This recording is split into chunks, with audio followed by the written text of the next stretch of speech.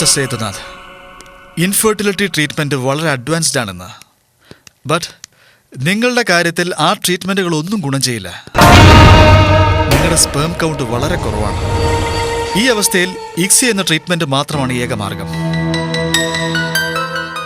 പുരുഷന്മാർക്കുള്ള വന്ധ്യതാ ചികിത്സയാണ് ICSI, intracytoplasmic sperm injection. പുരുഷ ബീജസംഖ്യ വളരെ കുറവാണെങ്കിലും ഉള്ളതിന് ചലനശേഷി ഇല്ലാതെ വന്നാലും ആരോഗ്യമുള്ള ഒരൊറ്റ സ്പേം ഉണ്ടെങ്കിൽ ഇക്സിയിലൂടെ ഗർഭധാരണം സാധ്യമാകും. ഹോർമോൺ ചികിത്സയിലൂടെ പാകമാക്കി പുറത്തെടുത്ത സ്ത്രീയുടെ അണ്ഡത്തിൽ സ്പേം ഇഞ്ചക്ട് ചെയ്യും. 18 മണിക്കൂറുകൾ കൊണ്ട് അത് ഭ്രൂണമായി മാറും.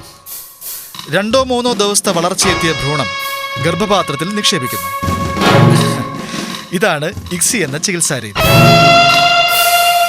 വളരെയേറെ ചെലവുള്ള ചികിത്സാരീതിയാണ് ഇതെങ്കിലും ഒരുപാട് അഡ്വാൻറ്റേജുകൾ ഈ ചികിത്സയ്ക്കുണ്ട്. സ്വന്തം രക്തത്തിൽ തന്നെ ഒരു കുഞ്ഞു ജനിക്കുന്നു എന്നതും സാധാരണ നിലയിലുള്ള ഡെലിവറി സാധിക്കുന്നു എന്നതും ഇക്സിയുടെ നേട്ടങ്ങളാണ്. ഈ ട്രീറ്റ്മെന്റിന് ഞാൻ തയ്യാറാണ് ഡോക്ടർ. യെസ്. താങ്കളുടെ വൈഫിന് പ്രോബ്ലംസ് ഒന്നും ഇല്ലാത്ത സ്ഥിതിക്ക് ഇക്സിയുടെ വിജയസാധ്യത 100% ആണ്. ബട്ട് എന്താ ഡോക്ടർ? ഞാൻ പറഞ്ഞല്ലോ, ചലനശേഷിയുള്ള ഒരു സ്പേമെങ്കിലും ഉണ്ടെങ്കിലേ ഈ ട്രീറ്റ്മെന്റ് നടപ്പിലാക്കാൻ കഴിയും. അൺഫോർച്ചുനേറ്റ്ലി താങ്കളുടെ കാര്യത്തിൽ അതിനുള്ള സാധ്യത വളരെ കുറവാണ്. I mean 1 or 2%.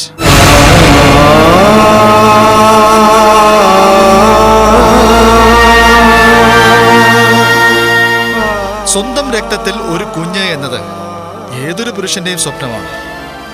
But reality നമ്മൾ മനസ്സിലാക്കിയല്ലേ പറ്റൂ. എങ്കിലും I will try my level best. പക്ഷേ പരാജയപ്പെട്ടാൽ അവിടെയാണ് നമുക്ക് മറ്റൊരു മാർഗം ചിന്തിക്കേണ്ടി വരുന്നത്. താങ്കളുടെ വൈഫിൽ വിജയകരമായി ഇക്സി ട്രീറ്റ്മെന്റ് നടത്തണമെന്നുണ്ടെങ്കിൽ somebody will donate the sperm. Sperm ആരെങ്കിലും ഡൊണേറ്റ് ചെയ്യണം. കേൾക്കുമ്പോൾ അമ്പരപ്പ് തോന്നാമെങ്കിലും നമ്മുടെ നാട്ടിലും പുറത്തും ഈ രീതി സാധാരണമാണ്. ഗർഭം ധരിച്ച് പ്രസവിക്കുക എന്ന ഒരു സ്ത്രീയുടെ ആഗ്രഹത്തിന്റെ സാക്ഷാത്കാരത്തിന് മുന്നിൽ നമ്മുടെ ഈഗോ മാറ്റിവെക്കണമെന്ന് മാത്രം. ചില അപകടഘട്ടങ്ങളിൽ ജീവൻ രക്ഷിക്കാൻ വേണ്ടി നമ്മൾ മറ്റൊരാളുടെ രക്തം സ്വീകരിക്കാറില്ലേ എന്ന് കരുതി രക്തം സ്വീകരിക്കുന്ന വ്യക്തി അയാളല്ലാതാവുന്നില്ലല്ലോ. അയാൾക്ക് സമൂഹത്തിൽ ആരും വിലക്ക് കൽപ്പിക്കാറുമില്ല. ആ ഒരു ലാഘവ ബുദ്ധിയോടുകൂടി ഇതിനെ കണ്ടാൽ മതി.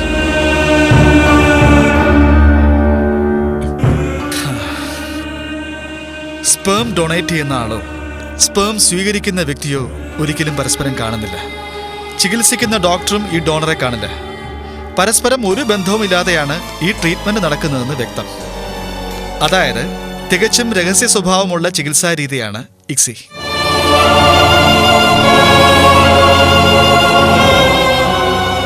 നല്ലവണ്ണം ചിന്തിച്ചതിന് ശേഷം സേതു ഒരു തീരുമാനമെടുത്താൽ മതി.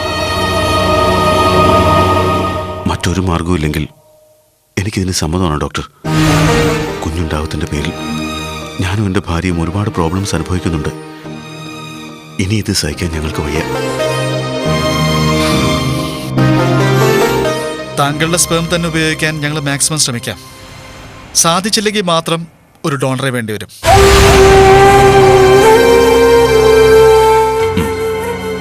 അതാരായിരിക്കണമെന്ന് തീരുമാനിക്കാനുള്ള അവകാശം സേതുവിന് മാത്രമുള്ളതാണ്. ജനറ്റിക്കൽ പ്രോബ്ലംസും ക്യാരക്ടറും ഹെൽത്തും ഒക്കെ ഇക്കാര്യത്തിൽ ശ്രദ്ധിക്കേണ്ടതാ. താങ്കൾക്ക് പ്രിയപ്പെട്ട അല്ലെങ്കിൽ താങ്കൾക്ക് ഇഷ്ടപ്പെട്ട സ്വഭാവ സവിശേഷതകളുള്ള ഒരാളായാൽ വളരെ നല്ലത്. ഒരു കാര്യം ഞാൻ ഒരിക്കൽ കൂടി പറയാം. ഡോണറെ കുറിച്ച് മറ്റാരും അറിയില്ല. താങ്കൾ മാത്രമായിരിക്കും ആ രഹസ്യം സൂക്ഷിക്കുക. Not even me also.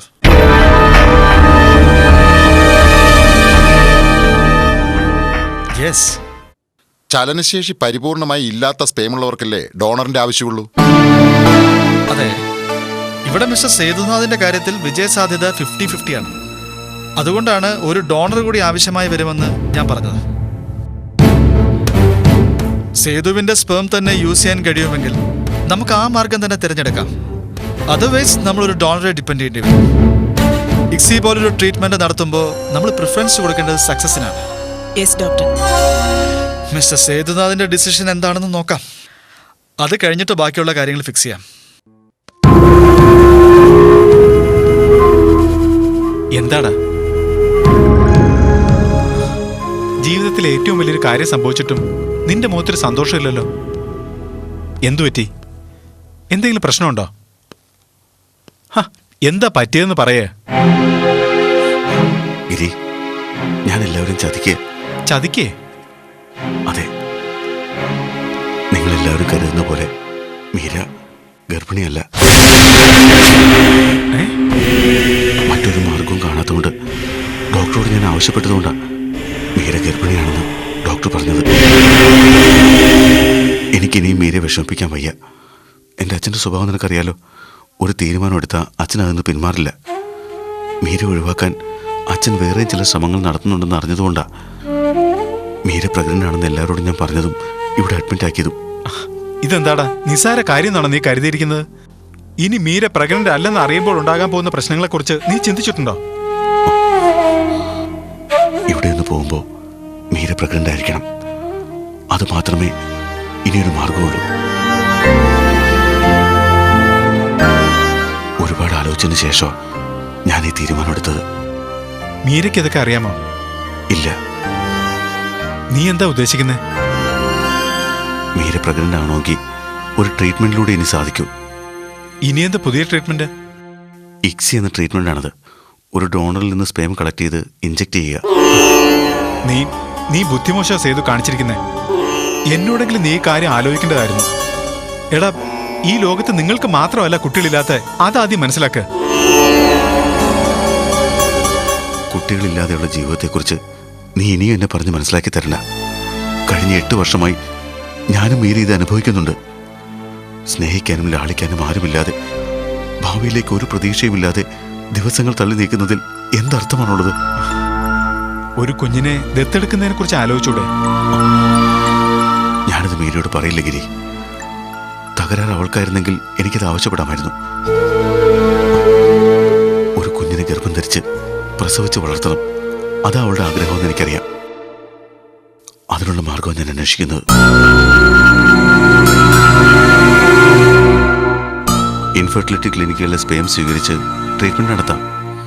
പക്ഷേ അതെങ്ങനെയാണെന്നോ ഏത് തരമാണെന്നോ അറിയില്ലല്ലോ. മീരയുടെ വയറ്റിൽ വളരുന്ന കുഞ്ഞിനെക്കുറിച്ച് എന്തെങ്കിലും അറിവ് എനിക്കുണ്ടാവണ്ടേ? നീ എന്തൊക്കെയായി പറഞ്ഞു വരുന്നേ? ഗിരി, നമ്മൾ രണ്ടുപേരും എത്രയോ വർഷങ്ങളായി സുഹൃത്തുക്കളാണ്.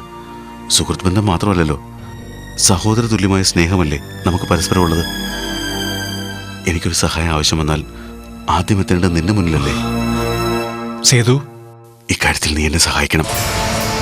ട്രീറ്റ്മെന്റിന് വേണ്ടി നീ ഡോണർ ആകണം.